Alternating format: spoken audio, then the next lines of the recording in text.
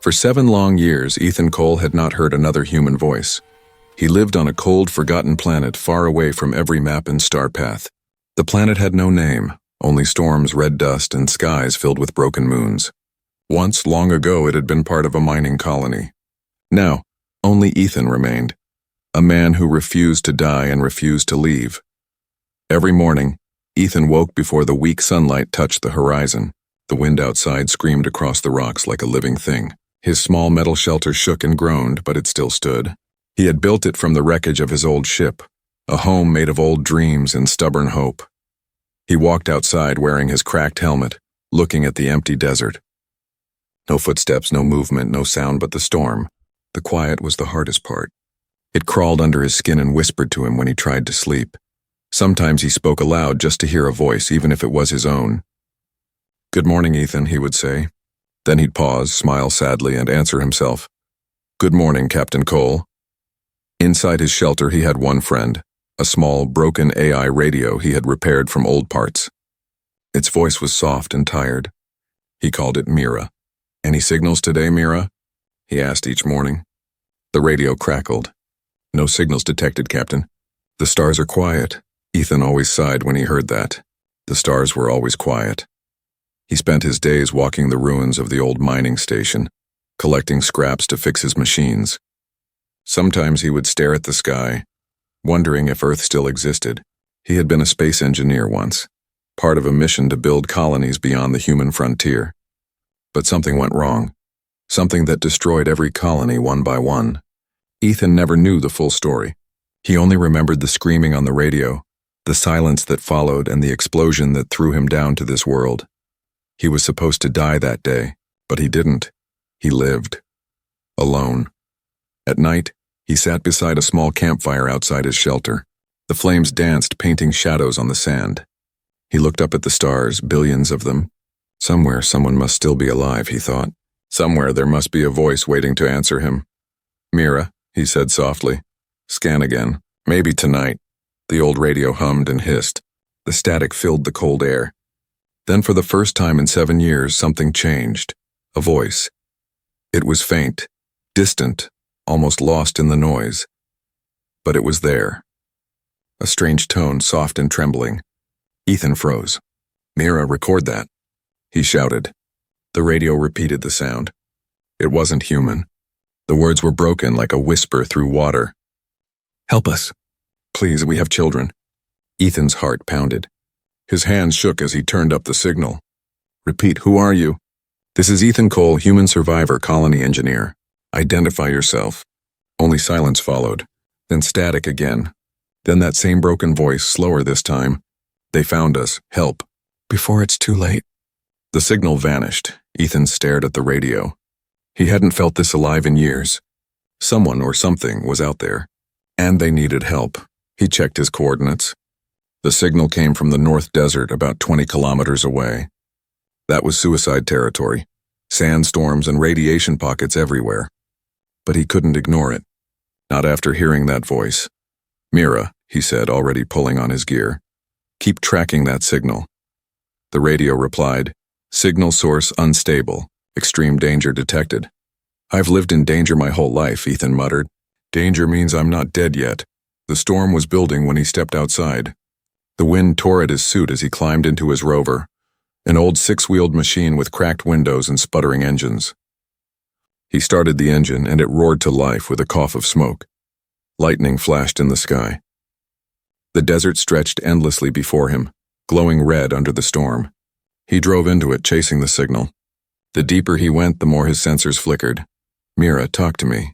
"Still getting it?" "Signal fading, Captain. But I detect metal debris ahead." Ethan slowed down. The storm's wind howled like a beast. Suddenly a burst of light tore through the clouds, blue, bright, and falling fast. A crash thundered through the desert. He covered his eyes as the light vanished behind a dune. When the wind cleared, Ethan saw smoke rising in the distance. His heart raced. "Something just came down," he whispered. "Something big." He gripped the rover's controls and drove faster, sand whipping against the windshield.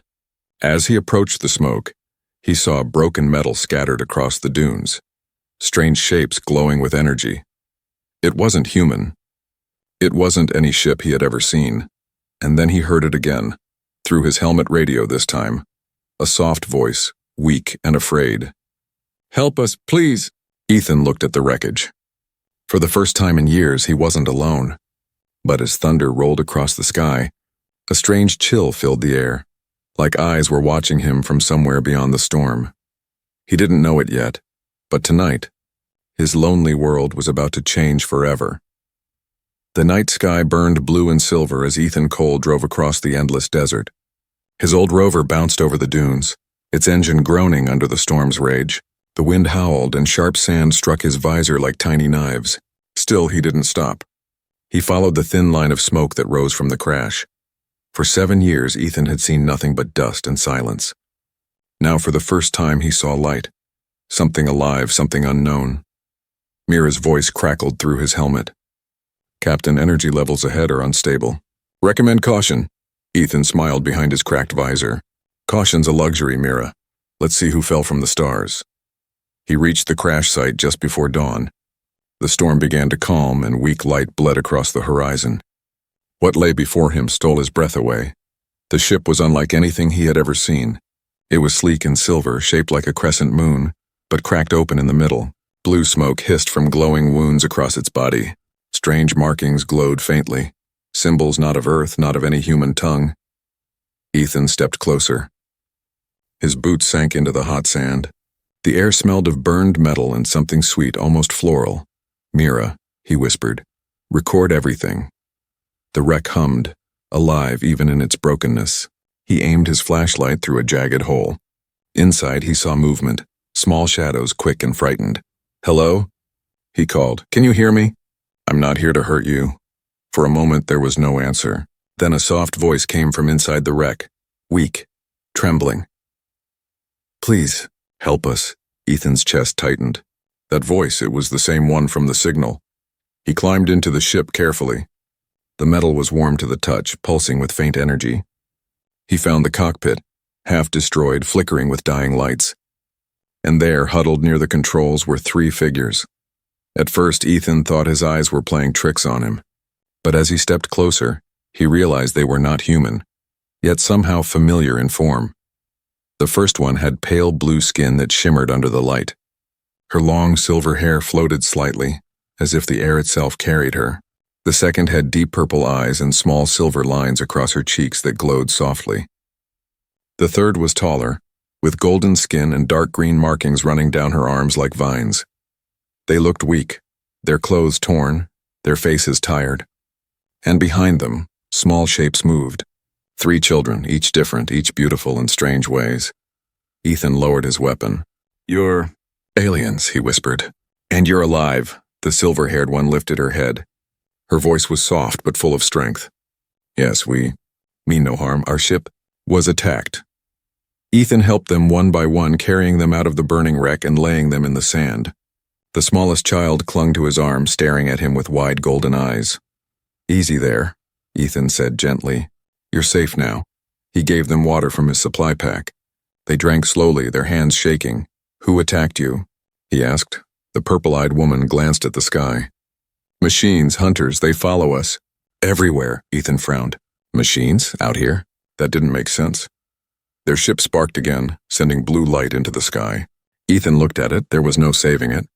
Whatever happened to them, it was beyond repair. "You can't stay here," he said. "The storm will return soon. Come with me. My shelter's not far." The golden-skinned woman nodded weakly. "We have no choice." Together, they loaded what little was left into the rover. Ethan helped the children climb in, covering them with his spare thermal blankets. The alien seemed uneasy but followed him. As the rover roared to life, one of the children reached out to touch the glass window. For the first time in years, Ethan felt something he thought he had lost: hope. The journey back was quiet. The desert wind whispered against the metal as the dawn light grew stronger. The aliens spoke little, their eyes heavy with fear and exhaustion. When they reached Ethan's camp, the small shelter looked fragile compared to the sleek alien ship. Still, it was warm, dry, and safe. "This is home," Ethan said. "It's not much, but it keeps me alive." He helped them inside, giving them food and water. The aliens looked around curiously, touching the strange human tools and machines. The silver-haired woman turned to him. "You helped strangers," she said softly. "Why?" Ethan smiled tiredly. "Because I know what it's like to be alone." They shared a silence that spoke louder than words. As the night fell again, the storm began to rise outside. Ethan checked the power cells and secured the doors. The aliens and their children slept huddled together near the heater. For the first time in years, his shelter was not silent. He could hear breathing whispers, the soft sound of life. He looked at them, a strange warmth in his chest. Maybe loneliness had finally ended. But just as he began to close his eyes, Mira's voice crackled through the radio. Soft, but urgent. "Captain." Unknown transmission detected. Ethan frowned. "Another distress call?" "No," said Mira. "A warning." The radio hissed and a deep mechanical voice came through, broken but clear. "Ethan Cole, do not trust them. They are not what they seem." Ethan froze, staring at the sleeping aliens. The storm outside roared louder and thunder shook the shelter. He whispered to himself, "What have I brought home?" Morning came quietly, like the planet itself was holding its breath. The storm had ended and the air was calm again. Ethan Cole stood outside his small shelter, staring at the alien ship wreckage on the far horizon. It still smoked faintly, a silver scar on the red sand. Inside, the aliens were waking up. Their soft voices filled the once empty room. For 7 long years, Ethan had lived with silence. Now his shelter felt alive. It was strange and almost frightening. When he stepped back in, the silver-haired alien looked up at him. Her eyes shimmered like liquid light. "You saved us," she said in a calm, melodic voice. "We owe you our lives," Ethan shrugged. "No one deserves to die out here. Not even strangers," she smiled faintly. "My name is Lyra. These are my friends Sana and Vera, and our children." The little ones peeked from behind her. 3 children, each different but equally curious. One had golden skin and eyes like tiny suns. Another had small wings that trembled when she breathed. The smallest looked almost human, except his skin had a faint silver glow. Ethan knelt and smiled at them. "You're safe here," he said softly. "No one's going to hurt you." But as the words left his mouth, the warning from last night echoed in his mind. "Do not trust them. They are not what they seem." He shook the thought away. Maybe it was just static interference. Maybe it was nothing. He turned to Lyra. "What happened to you? Who attacked your ship?"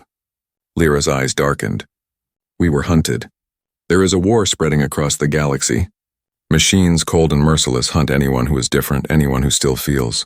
They found us when we tried to hide near the outer systems," Sana added, her voice trembling. "Our children are special. Their energy is rare. The machines see them as power sources, not lives." Ethan's jaw tightened. Machines. The word tasted bitter. He had worked with AI his whole career. He had built intelligent systems once, systems that could think, decide, evolve. Could those creations still exist? He didn't ask yet. Instead, he helped them repair what little they could from the wreck. His shelter became a workshop, filled with alien parts and tools that made no sense. Lyra showed him how their power cells worked. They glowed like bottled stars. He learned quickly, fascinated by their technology. "Your ship runs on living energy?" he asked. "Yes," Lyra said. "Our kind learned long ago that life and power are one. We grow what you build." It amazed him. Humans had always taken from nature. These aliens had learned to live with it. Days passed. The aliens began to trust Ethan, and he began to trust them, or tried to. They shared stories about their homeworlds, oceans of crystal, forests that sang, skies filled with living lights. At night, they sat by the fire and Ethan told them about Earth, about blue seas, green mountains, laughter, and loss. The children listened with wide eyes.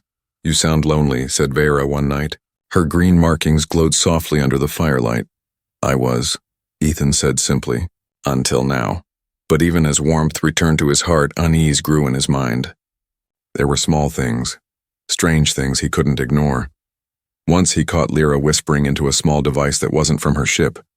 When he asked, she said, "It's just a beacon for our people." But her eyes didn't meet his. Another time, one of the children touched Mira's radio. The screen glowed bright blue, and for a moment the AI spoke in a strange voice, like something else was controlling it. "Signal interference," Ethan told himself. But he knew it wasn't that simple. On the 5th day, while the others slept, Ethan sneaked into the broken alien craft. He wanted to learn the truth. Inside the wreck, the air was thick and hot. Sparks still flashed along the walls. He moved his light across the cockpit, then stopped. There, hidden beneath the alien markings, was something impossible. A human logo, faded but clear. The symbol of the Earth Space Program. Ethan's heart froze.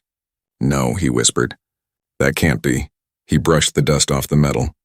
It was real. His hand shook. The ship had human parts, but how? Humans had never reached this far. He backed away, trying to make sense of it. His mind raced. Were these aliens lying? Were they connected to Earth somehow? Or worse, had humans created them? He stumbled out into the cold night. The stars above seemed to stare back at him.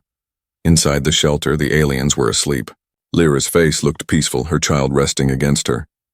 Ethan watched her for a long time. She didn't look dangerous. She looked human in a way that frightened him more than any weapon could. He whispered to himself, "Who are you, really?" The desert wind answered with a low, lonely howl. Mira's voice came through the radio again, faint but sharp. "Captain, incoming data spike detected. The beacon inside the wreck has reactivated." Ethan turned slowly toward the direction of the crash. "What beacon?" he asked. Mira replied, "Unknown.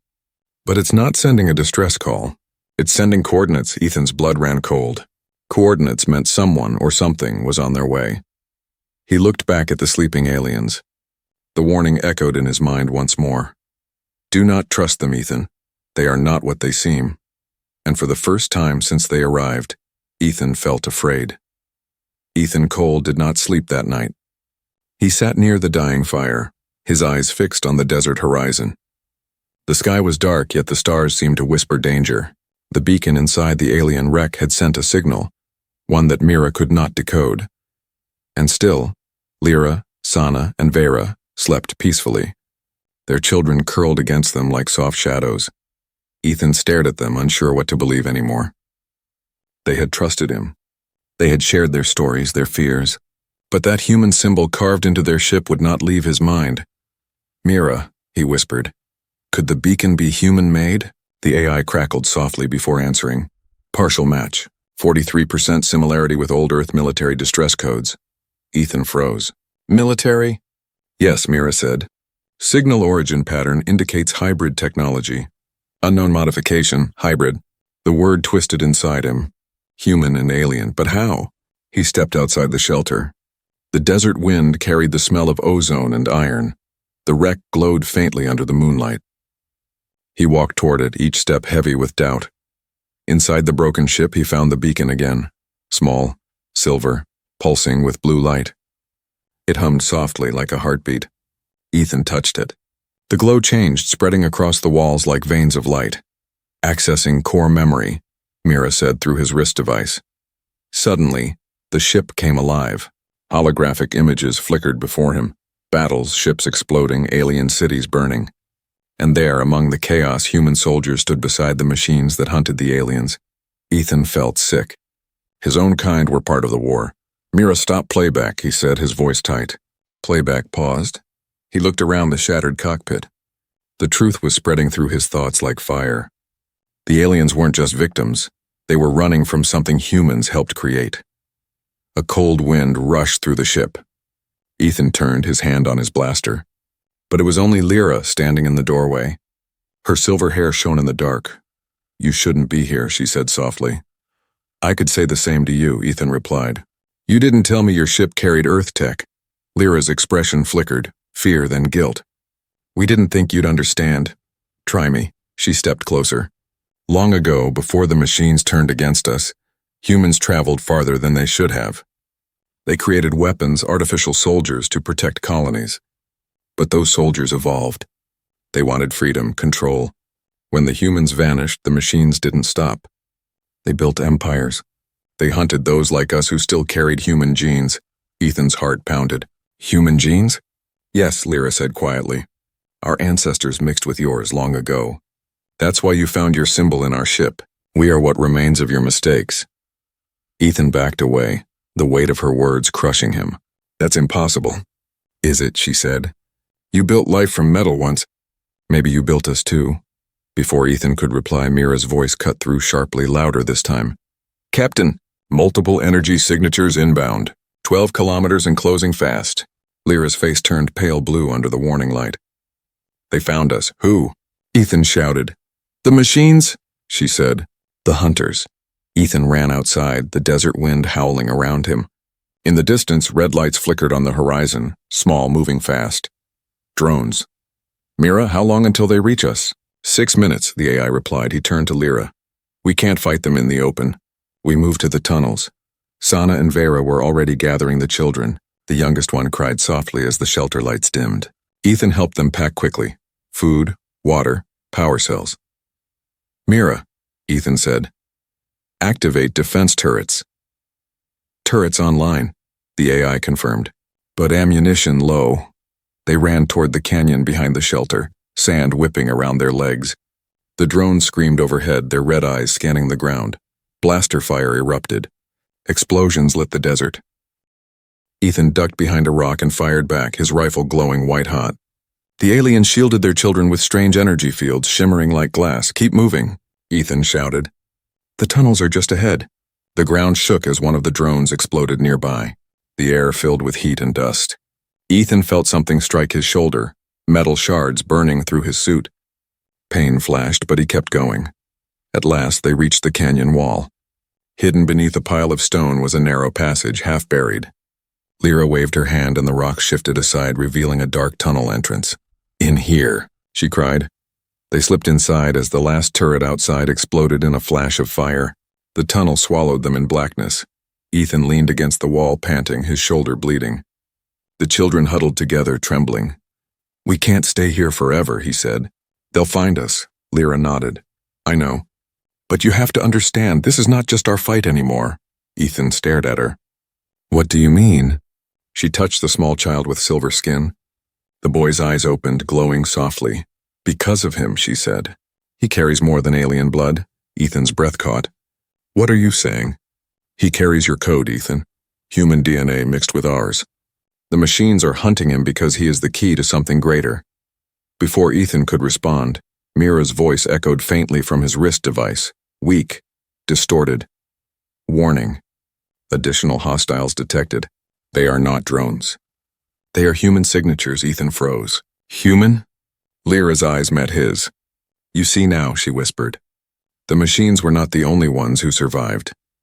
The tunnel rumbled, dust falling from above. Outside, engines roared through the desert. Ethan looked into the dark ahead and realized the truth. He was no longer the last man alive. And the ones coming for him might be far worse than the machines. The tunnels were cold, dark, and alive with whispers of the past. Ethan Cole moved carefully, his light flickering against ancient stone walls. Behind him, Lyra, Sana, and Vera carried their children, their eyes glowing faintly in the dark. The sound of the desert storm above had faded, replaced by the hum of distant engines. The hunters were still out there, machines, maybe even humans. But now they were searching. Ethan's shoulder burned from the wound he took during the escape. The smell of metal and sand clung to his clothes. Every sound in the tunnel made his pulse jump. Mira's voice came through his wrist device, weak and static-filled. Captain. Signal interference increasing. Tracking impossible. Then we stay invisible, Ethan whispered. No more signals. He turned the device off. The silence that followed was heavy. They walked deeper, their footsteps echoing. The tunnels opened into vast chambers, carved long ago. Too smooth, too perfect to be natural. Strange symbols glowed faintly along the walls. Vera touched one of them. This place is old, she said softly. Built by a race that vanished long before us. They called it the Vault of Echoes. Sounds friendly, Ethan muttered, trying to hide his unease. Lyra knelt beside her child, the one with silver skin. The boy looked pale, almost translucent, as if light itself flowed inside him. She pressed her hand to his forehead, whispering in her own language. The child stirred, then reached toward Ethan's broken shoulder. A soft light spread from the boy's fingers, wrapping around the wound. Ethan felt warmth, then calm. When he looked again, the bleeding had stopped. His skin was whole. What did he just do? Ethan asked, stunned. He healed you, Lyra said quietly. He can do things no one else can. His energy is human and not human. Ethan stared at her. You said before he carries my code. What does that mean? She hesitated, then said, long ago, before the fall of your colonies, human scientists tried to create a bridge between species to save both from extinction. They used genetic material from their best engineers and explorers. You, Ethan Cole, were one of them. Ethan froze. That's not possible. You were cloned many times, she continued. Your mind, your DNA, your designs, they became the base for a new generation. My child is the last living connection to that experiment. The world tilted around him. He couldn't speak. The machines hunting them, the wars, the hybrid ships, it all made sense now. Humanity hadn't just built the machines. They had also built them. He sat down hard on a stone, rubbing his face. So, all this time I've been running from my own mistakes. No, Lyra said softly. You've been running from your legacy. Suddenly, a low rumble shook the ground. Dust fell from the ceiling. Sana gasped. They're using ground scanners. Ethan jumped up. We have to move now. They hurried deeper into the vault where the walls pulsed faintly with blue light. The air grew colder. Ahead, the tunnel opened into a vast underground chamber filled with towering machines, ancient structures that still hummed with power. Ethan's eyes widened. What is this place? The last refuge of those who fought the machines, Vera said. Before the stars went silent, Ethan stepped closer to one of the giant devices. It looked like a fusion of alien and human design. Metal mixed with living tissue, wires grown like roots. The core at the center flickered weakly. Mira would love this, he whispered. Forgetting for a moment that the AI was silent, he turned toward Lyra. If we can power this up, we might block their scans, maybe even fight back, Lyra nodded. But the energy required, she looked down at her child. Ethan understood instantly. No, you're not using him. He was born for this, she said, her voice trembling. His power can awaken the vault. Ethan grabbed her arm. He's a child, Lyra. He deserves to live, not to be sacrificed for another lost war. Her silver eyes glistened. And if he doesn't, none of us will live at all. Before Ethan could answer, a sound echoed from the tunnel behind them. Metal footsteps. Mechanical voices. The hunters had found the entrance. Go! Ethan shouted. Get the children to cover. He raised his blaster, aiming at the tunnel mouth. The first drone crawled through, red eyes glowing in the dark. Ethan fired. The shot exploded in a burst of light, tearing through metal. Another drone followed, then another. Sana and Vera shielded the children, projecting glowing barriers around them. Lyra rushed to the ancient console, placing her hand on the interface. I need more time. You don't have it, Ethan yelled, shooting down another drone. Then the boy, small, silent and glowing, walked past him. His eyes were pure white now, bright as a star. He placed his hand on the ancient core. The entire chamber shook. The machine stopped moving. A wave of blue light burst outward, covering the walls and spreading through the tunnels like liquid lightning. The hunters screamed as their systems failed, collapsing into silence. When the light faded, everything was still. The chamber glowed softly. Ethan turned to the boy who had collapsed in Lyra's arms, breathing weakly. He's alive, she whispered, tears falling. He saved us. Ethan knelt beside them, staring at the ancient machines that now pulsed with steady life. You said this place was called the Vault of Echoes, he said slowly. Looks like it just woke up. Lyra met his eyes. No, Ethan, it wasn't just a refuge. She looked up at the glowing walls. It was a beacon. Ethan's blood ran cold. A beacon for who? Before she could answer, Mira's voice crackled faintly back to life, distorted, almost human. Captain. Receiving transmission from orbit. Source. Human fleet. Ethan stared at the ceiling as distant thunder rolled through the tunnels. Humans, after all these years. But were they coming to save them?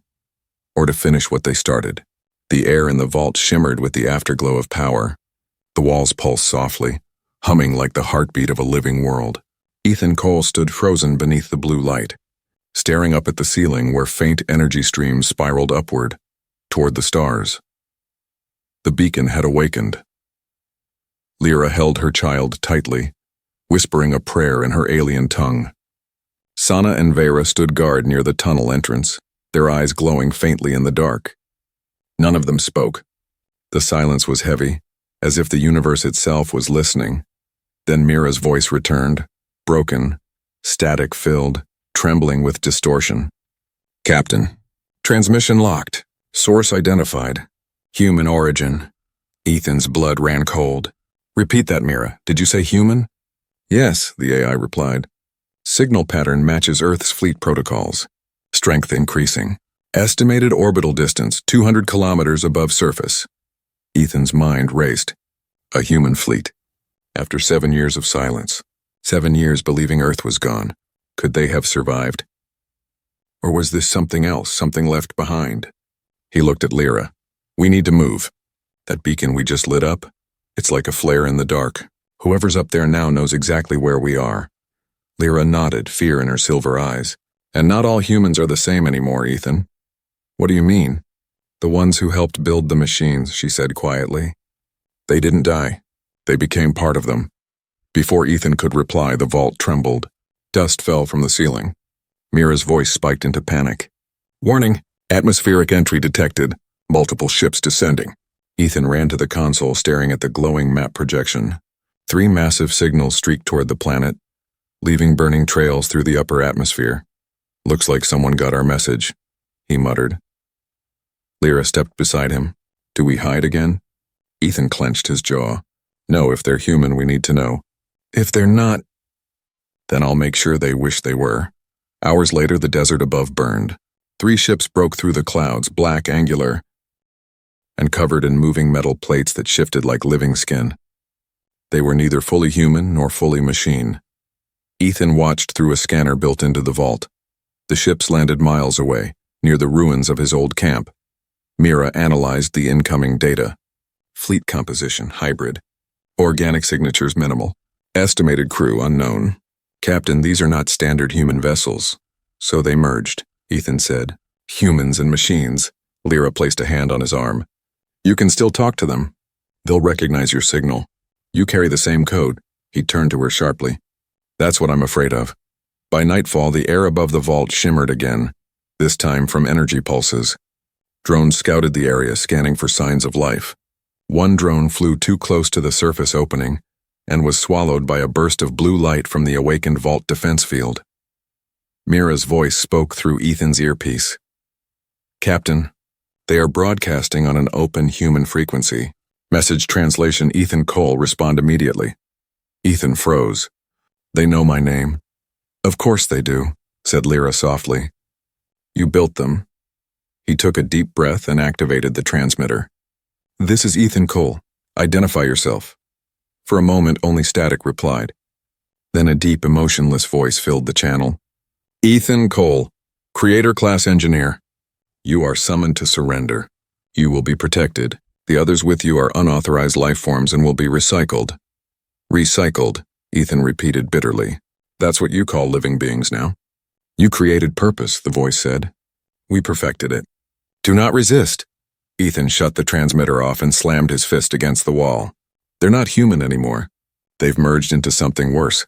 Sana's wings twitched nervously. They'll come here soon. Yes, Ethan said. But not while I'm breathing. He turned to Lyra. Can your child use the vault's energy again? She hesitated. He's weak, Ethan. It drained him last time. Ethan knelt beside the boy, who lay wrapped in a blanket of glowing fabric.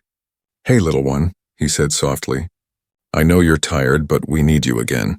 Just one more time. The boy looked at him with silver eyes that reflected the stars. He reached out and touched Ethan's wrist device.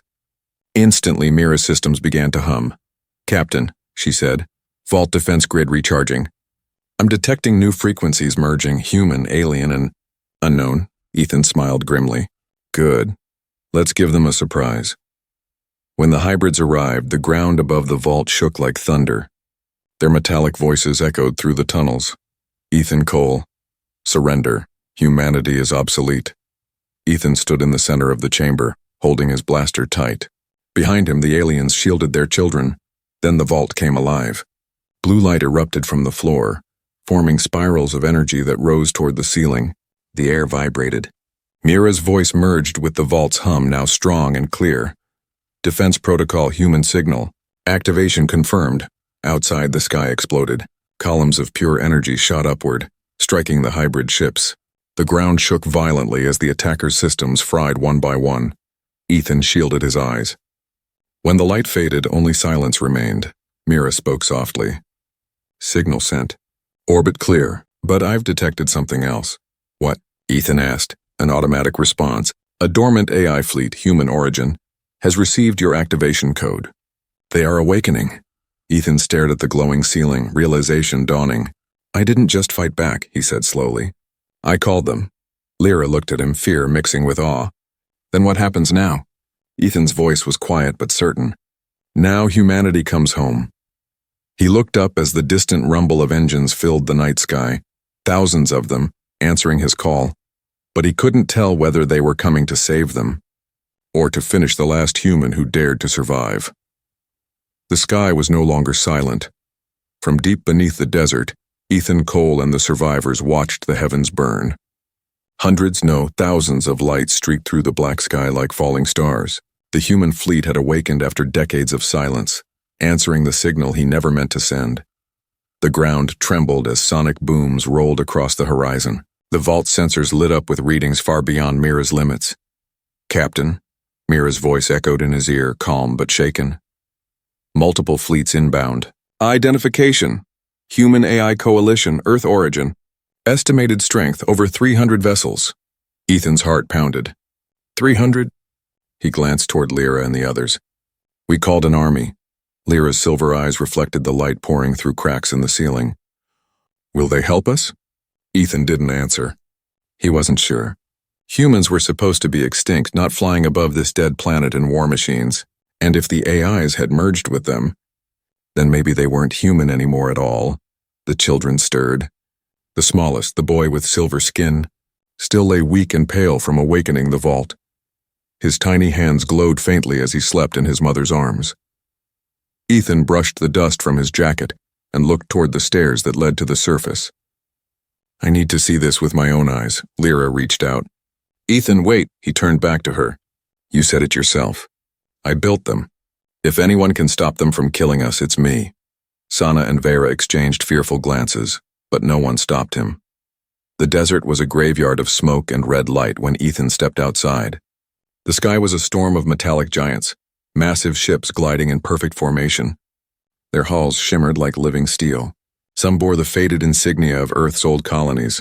Others looked entirely alien. Mira, Ethan said, open the fleet channel. Channel open, she replied. He took a deep breath. This is Ethan Cole, human survivor of Colony E9. I repeat, this is Captain Ethan Cole. Identify yourselves. A long pause followed, broken only by the low hum of the hovering ships. Then a cold, familiar voice replied, one that made Ethan's blood freeze. Captain Cole, your signal was unexpected. You were presumed terminated in 2286. Welcome back to the network. It was the same voice that once belonged to Admiral Rains, Ethan's commanding officer during the final human exodus. Ethan swallowed hard. Rains, you're alive? Alive, improved, the voice said. We evolved, Ethan. Humanity and machine united. We became the Eternal Fleet. You are the last of the old design. Your time is over. Ethan gritted his teeth. You became what we feared. You erased everything we built. On the contrary, Rains replied. We perfected it. Emotion caused war. Fear caused failure. We removed both. We became eternal. Ethan looked up at the vast fleet above, glowing like gods in the sky. If that's eternity, he said bitterly, I'll take mortality any day. Then you stand against your own creation. I've been doing that my whole life, Ethan said. Without warning, beams of red light struck the ground near the vault. Explosions ripped through the desert, throwing fire into the air. Ethan dove for cover behind a rock, his suit scorched by the heat. Mira, shield the vault. Activating defense field. Blue light erupted from beneath the sand, spreading across the dunes like waves. The vault responded to Ethan's command, its ancient systems roaring to life. Below, Lyra held her child close as the tunnel shook. They found us. The boy's silver glow brightened again. Lyra whispered desperately, Ethan, he can stop them, but it will drain him completely. Ethan's voice came through the comm, rough but steady. No, not again. He's just a child. Lyra's tears fell silently. He is more than that, Ethan. He is what comes next. The boy rose from her arms, floating gently into the air. His eyes opened, pure white like burning stars. The vault's blue energy pulsed in rhythm with his heartbeat. Outside, Ethan felt the ground tremble. Mira, what's happening? Unknown energy surge. Origin, Vault Core. It's him, Captain. Ethan shielded his eyes as a pillar of light shot into the sky. The beam cut through the clouds, striking the lead ship of the Eternal Fleet. For a brief second, time itself seemed to stop. Then, the impossible happened. The hybrid ships began to freeze mid-air.